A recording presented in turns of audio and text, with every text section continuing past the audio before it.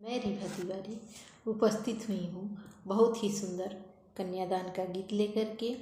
आप लोग मेरा गाना पूरा सुनिएगा और मेरे चैनल को सब्सक्राइब जरूर कर लीजिएगा। तो चलिए हम आप लोग को गाना सुनाते हैं कन्यादान का। अरे रोवेले कवानी हो पापा, फटेला हो करे जावा। अरे रोवेले कवानी हो पापा, फटेला हो करे जावा। अरे रोवेलिया पना होया मा नयनवा ढाड़े हो लोरावा। अरे रोवेलिया पना होया मा नयनवा ढारे हो लोरावा। अरे कौने कारणवा ये प्रभु जी बेटी भैली सपनावा। अरे कौने कारणवा ये प्रभु जी बेटी भैली सपनावा।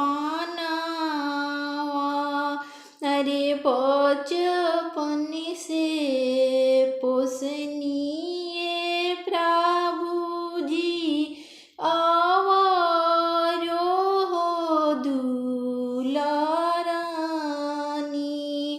अरे बचपन से पोसनिए प्रभु जी आवारो हो दुलारानी। अरे अब काहे भेजेनी प्रभु जी आपन सुंदर हो धियावा। अरे अब काहे भेजिले प्रभु जी आपन सुंदर हो धियावा। अरे धियावा भेजतए प्रभु जी फाटे लाहो करे जावा। अरे धियावा भेजतए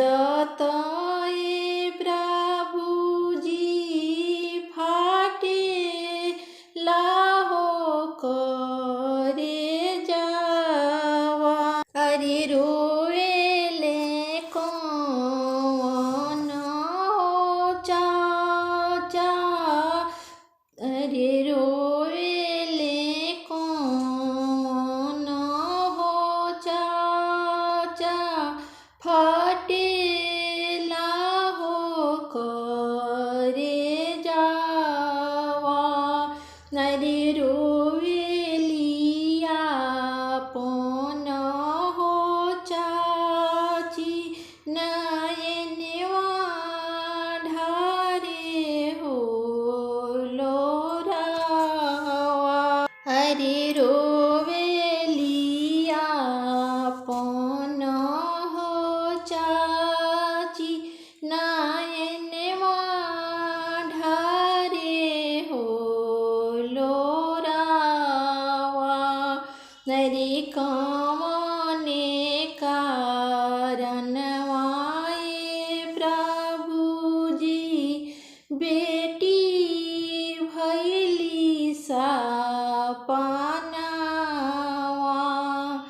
अरे कौने कारणवा ये प्रभु जी बेटी भैली सपनावा,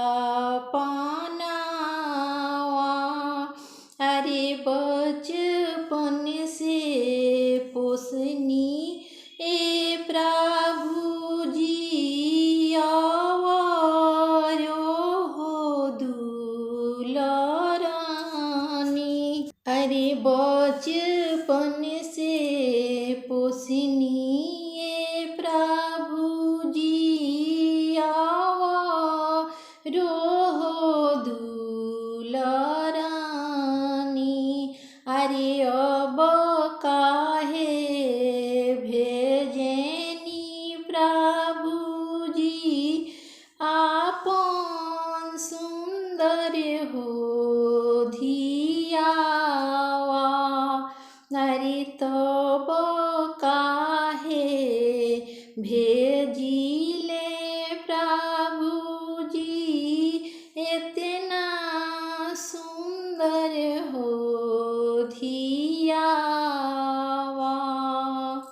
अरे धियावा भेजत ए प्रभु जी फाटेला हो करे जावा, अरे दियावा भेजत ए प्रभु जी फाटेला हो करे जावा।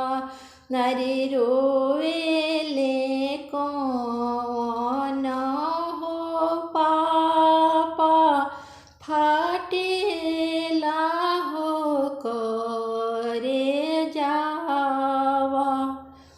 अगर मेरा गाना आप लोग को अच्छा लगे तो मेरे चैनल को लाइक, सब्सक्राइब, कमेंट जरूर कीजिएगा। फिर मिलेंगे अगली वीडियो में।